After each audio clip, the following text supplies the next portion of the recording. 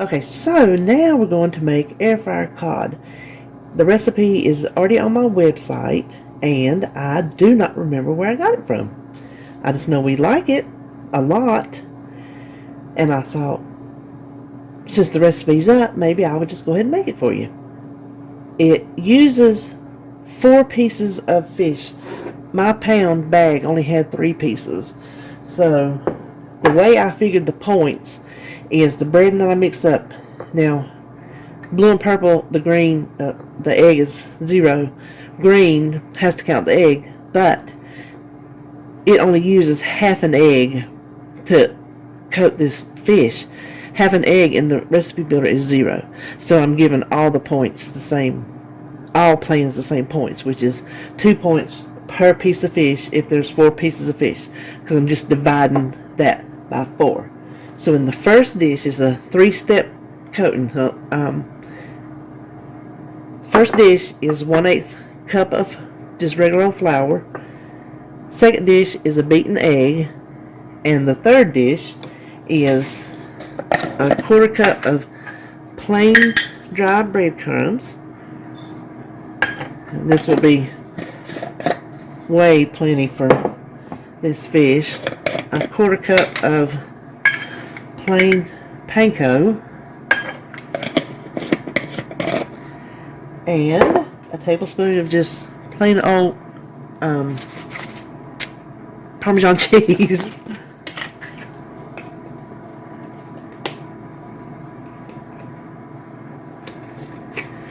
And we're just going to mix that around a little bit. Get that cheese all the way through. Yeah, I don't foresee us using all that. And I will just put, if there's any left, in a little baggie in the freezer to use later. I'll do that with my pork chop coating. Let me make sure I got that. Now, I have already patted my fish dry. On the side over here, you can't see it. I'm going to put this in my air fryer oven. Normally, I make it in the basket air fryer, but I have something in it now, so I'm going to cook this at the same time. The way I cook it in the regular air fryer is on 400 degrees, 8 to 10 minutes. I start out 4 minutes on each side, and if it's not done, I add another 2 minutes, 1 minute per side.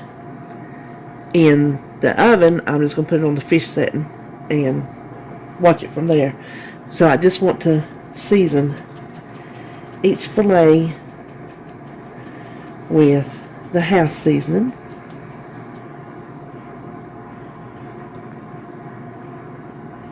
I don't know what happened to that piece right there. It kind of got mangled.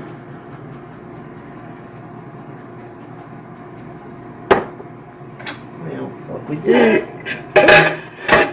I'm dropping dishes over here. What we do is coat it with flour.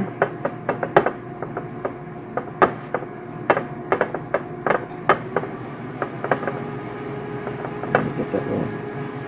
And coat it with egg.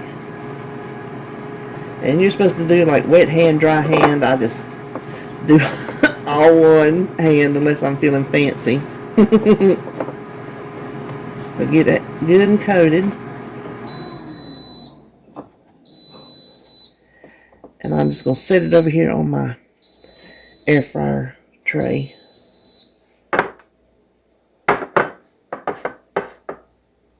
Listen, what I have in the air fryer over there is those Trader Joe's vegetable nests.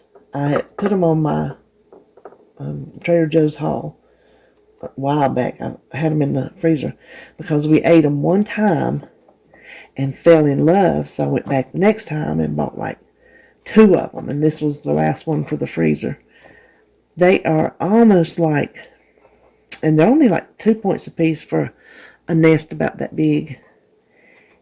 They're like almost an onion ring. They have onions in them, and I think maybe potatoes. I have honestly not read the The ingredients. I don't know what. I'm having trouble getting this. Look at that. Poor piece of fish. I'm having trouble getting that flour to stick to it for some reason. There we go. Anyway, they're almost like onion rings. And the smell, what you smell is onion, and it smells like onion rings. They are delicious. If you happen to go to Trader Joe's, get you some. Now, I don't know. I bought them when I was on Blue. So, honestly, I don't know what the purple points would be. Hold on.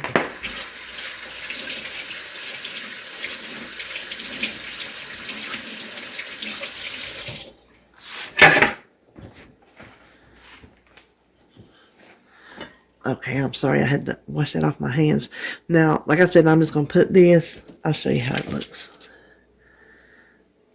I'm just going to put that in my air fryer oven on the fish setting. I told you how to do it if you do it in the regular air fryer. And I might pop you over here and let you see what those vegetable nests look like. Alright, here are the vegetable nests. You can see how big they are. But it's got carrot. I think that, I don't know if that is zucchini or I think it might be green onion, the green part, and definitely potatoes and definitely onions. Now we're going to make gook, so hold on. Okay, so I'm sitting here eating, and David's like, oh, that fish is good, and it dawned on me I already started eating. I didn't even record the finished product. So this, if you can see how it got done, and it's good and crispy, and it's delicious. The cheese makes it. So I just want to come back and show you what it looks like when you get it cooked. Alright, now I'm going to show you what gook is. Every time it's on my menu, somebody says, what is gook? Because, I mean, come on. Not many people eat something called gook. I thought, well, we're having our fish tonight, and he likes it with fish, and he likes it with hamburgers. Those are the two main things he likes to have it with. I thought, well, what's a better time to show you? Now, there are no exact measurements, and I'm not going to change it to measure it and try to make it fit into a point for him, since this is one of his favorite things. Now, his mama made this. I had never heard of it until him, obviously, but he don't eat slaw. He'll eat cooked cabbage, but he will not eat slaw. He won't touch it with a 10-foot pole. So he eats this instead. There are no measurements, like I said. It's how much ever lettuce you have as to how much you want to make. So all when you see how simple it is, all we have to do, and I've already trimmed up the brown parts in the rib parts of this lettuce. He does not like the core. So I will not be chopping all the way through, in case you wonder why I'm wasting, because he don't like the core. And the core is not something good for this recipe, because it's just nice and not hard crunchy. I don't know what I'm trying to say, but so I'll just cut around. See the core right there? I will just slice around it.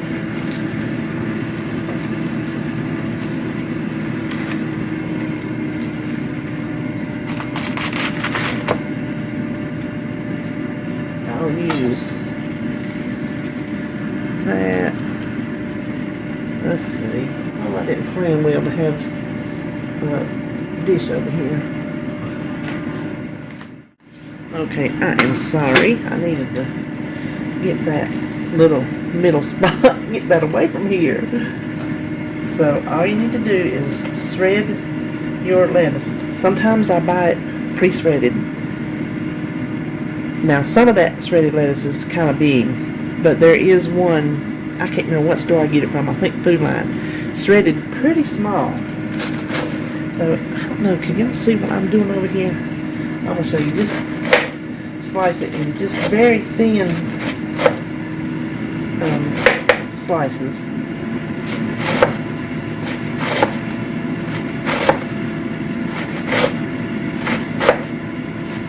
Now you could, if you felt like it, I guess, put this in the food processor, but it's not chopped fine like slaw. It is shredded.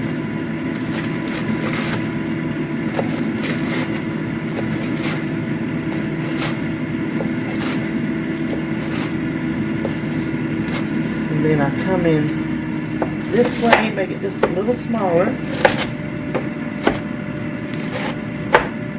So this is what we're ended up with. Just everyday shredded lettuce. So let me shred this up and I'll come right back. Okay, now I am making the whole lettuce, the whole thing, because I have it, and it will last a couple days in the refrigerator. Not much more than that, because it'll get watery, but he will eat on it like the next, at least one day, maybe two. Now the next thing, you can see, it's just what size it's shredded. The next thing is the cucumber.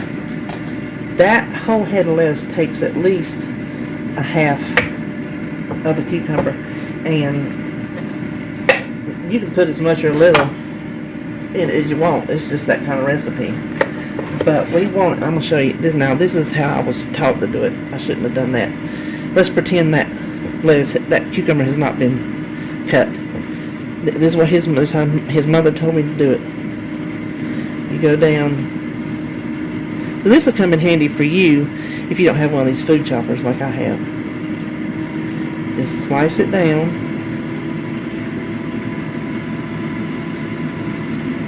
Alright, slice it in the middle. It's better if you have a smaller knife, but for illustrative purposes. Then she would hold it in her hand, which I don't have a good knife for that, and just take it off like that. See how small that is? If you can get it smaller, even better. But through the beauty of kitchen gadgets, ooh, that is a seedy cucumber. The beauty of kitchen gadgets, I have my Pampered Chef food chopper. Hold on.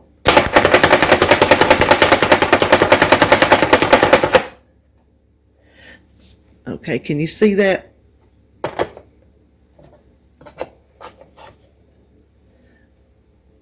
That right there is how fine you want it. And if it does not look like enough cucumbers, I'll put some more in.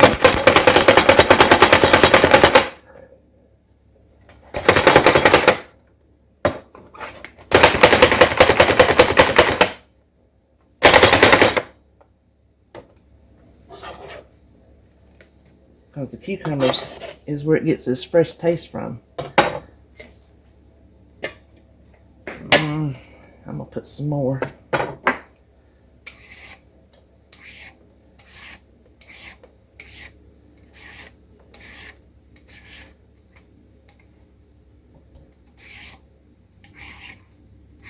Y'all like my little my little monkey peeler?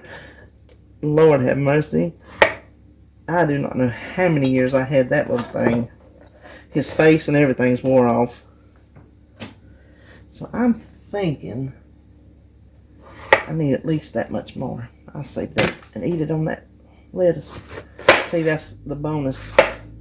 He doesn't want that stuff in the middle, and I can chop it up and make a salad.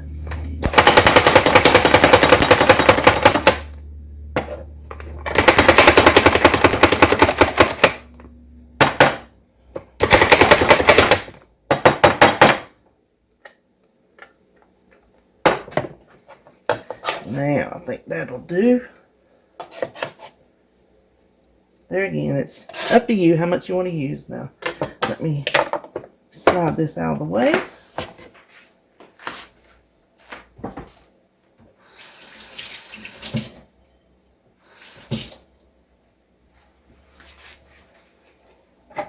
Now, the next step, let's see if you can, it's kind of hard to see how much cucumber that added. Well, you saw it was about 3/4 of a good-sized cucumber. Let's just mix it in. So the only other part is the mayonnaise and the salt and pepper. And he likes a lot of mayonnaise. He likes it sluicy, they say. And we use the Hellman's Light because that's his favorite mayonnaise. So that is the mayonnaise. That is the mayonnaise I use. And you know I don't like the mayonnaise. Y'all know that. But I will eat it in this. I don't know why. I guess because that's the only way I've ever had it. Listen. If you think I would make his Gook for him with Duke's mayonnaise, I'm not trying to get kicked to the curb. He would literally blow chunks at the table if he took a bite and realized it was Duke's. I am not joking. Okay, let me show you how much. There's a good bit. Now, you can always add more, so kind of be conservative when you start.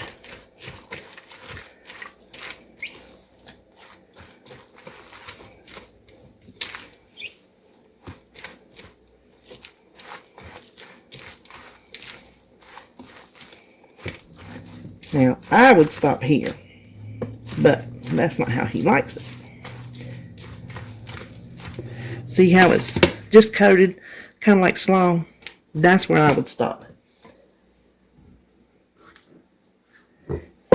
Listen, this is not being pointed for obvious reasons. If you make it though, you can definitely measure how much mayonnaise you put in, figure out how much total you have, and get your points easy. But I'm not going to attempt to point it. Okay. And you see it's a little bit thicker with mayonnaise. And the only other thing is some salt and pepper.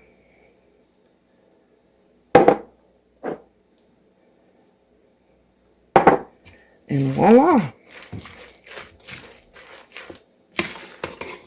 You have Gook.